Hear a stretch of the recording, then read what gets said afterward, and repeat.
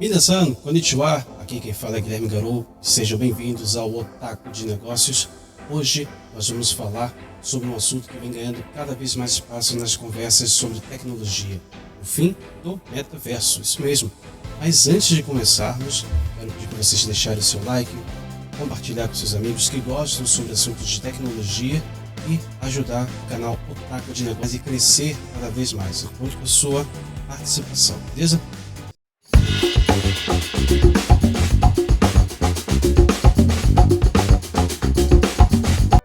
Mark Zuckerberg prometeu mudar o mundo e disse que viabilizaria o futuro do trabalho escolar, dos jogos, da comunicação, das mídias sociais e quase que de tudo de que conhecemos sobre a vida social. Tudo isso através do famigerado metaverso. Sua crença é tão forte que ele até mesmo mudou o nome da sua empresa de Facebook para Meta. E muitos apostavam que a partir do anúncio do bilionário começaria uma nova realidade.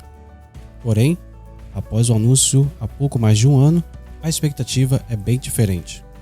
E por enquanto, o metaverso da Meta a cada dia parece mais um grande fiasco. Nesse vídeo você vai entender por que a aposta de Zuckerberg pode ter sido grande demais. Antes de entrar na questão da Meta, é importante entendermos o que é o metaverso. A expressão vem do livro Snow Crash, do autor Neil Stephenson, publicado em 1992. O conceito da ideia da existência de um ambiente totalmente digital em que as pessoas podem se relacionar em tempo real através de avatares digitais, tudo isso como se fosse uma espécie de extensão da realidade. Sobre essa premissa, a Meta anunciou uma espécie de revolução que faria a empresa de Zuckerberg efetivamente uma empresa de tecnologia e não uma empresa de mídia, cuja maior parte das receitas vem de anúncios publicitários dentro das plataformas. E o projeto conta com o esforço que já custou dezenas de bilhões de dólares da empresa e que deve totalizar mais de 100 bilhões de dólares nos próximos anos. O problema é que, até agora, os esforços da empresa não se mostraram nem um pouco efetivos. Isso porque, depois de muitas hipóteses e expectativas, o metaverso da Meta não conseguiu entregar uma experiência melhor do que os jogos simplificados, como Minecraft, por exemplo. Além disso, não houve ainda nenhum evento significativo que justificasse a presença dos usuários dentro do ecossistema digital criado pela empresa. E para completar, o metaverso se tornou um assunto ultrapassado, principalmente pela euforia em relação às inteligências artificiais, como o ChatGPT. Para se ter ideia do tamanho da aposta de Zuckerberg, a Apple gastou entre 2002 e 2007 cerca de apenas 3 milhões de dólares em pesquisa e desenvolvimento. Isso para dar origem aos produtos da empresa e à maior estrela da companhia, o iPhone, que revolucionou o mundo. Ou seja, estima-se que o metaverso da Meta venha custar cerca de 33 vezes o tamanho do investimento da Apple para criar diferentes produtos, dentre eles a sua maior estrela, e o custo até aqui, que já supera e muito o da Apple. Não parece ter sido muito bem aplicado, já que além de todo o gasto, apenas um número ínfimo de pessoas que teve a coragem para gastar centenas de dólares nas ferramentas da empresa. E o número ainda menor é o que está ativo efetivamente no sistema. Mas por que isso está acontecendo? Por que a Meta não consegue tornar seu projeto realidade? Para entender o problema, é preciso citar algumas dificuldades de implementação. A primeira delas é a tecnologia.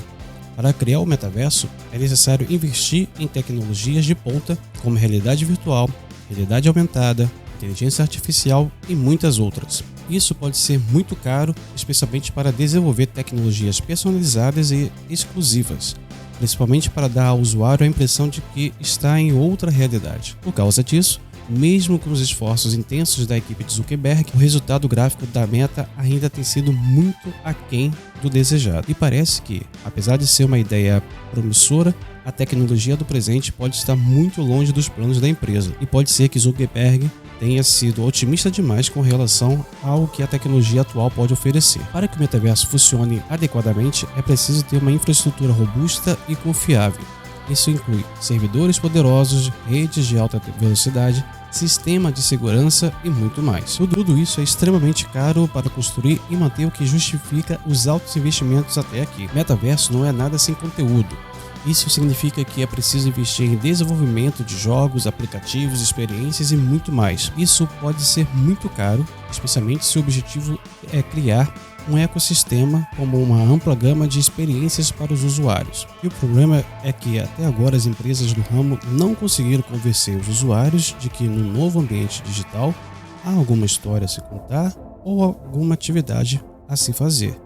E para colocar o projeto em ação, é preciso ter uma equipe de desenvolvimento experiente e talentosa. Isso pode incluir desenvolvedores de software, designers de games, artistas gráficos e muito mais. O problema é que, pela primeira vez, as empresas estão diante de um problema que as equipes mais qualificadas de tecnologia não chegaram nem perto de resolver e contratar. Uma equipe como essa pode ser muito cara, especialmente se o objetivo é criar um metaverso de grande escala, como é o objetivo da Meta. O pessoal tem sido um dos maiores desafios da empresa que, além de dificuldades de encontrar profissionais que entreguem o que ela promete, ela recentemente demitiu 11 mil funcionários, o equivalente a 13% de sua força de trabalho. E após prometer mundos e fundos, o projeto da Meta parece coisa do passado. E o grande hype que envolveu criptomoedas, NFTs e terrenos nos mais diferentes metaversos, hoje parece coisa do passado e muita gente perdeu muito dinheiro com isso. Para você ter uma ideia, no fim de 2021, um terreno em um dos diversos metaversos foi vendido por 2,4 milhões de dólares no mundo online Decentraland. Na época, a empresa atraiu investidores e teve uma valorização recorde. Hoje, as ações que estão valendo 95% a menos do que seu auge. Na mesma medida, o concorrente The Sandbox também passa pela mesma desvalorização. Depois de negociar um terreno em seu metaverso por 4,3 milhões de dólares, isso sem falar em várias criptomoedas que surgiram envolvendo milhões de dólares ou até bilhões de dólares e depois desapareceram em velocidade recorde, ou se ainda estão de pé, têm um valor irrisório ou desprezível. E parte dessa realidade é justificada pela euforia que envolveu esse mercado, em que uma série de pessoas estavam diante de um novo Eldorado da internet. O problema é que, assim como esses concorrentes, o metaverso da Meta, além de ruim visualmente, é uma terra de ninguém. Tão de ninguém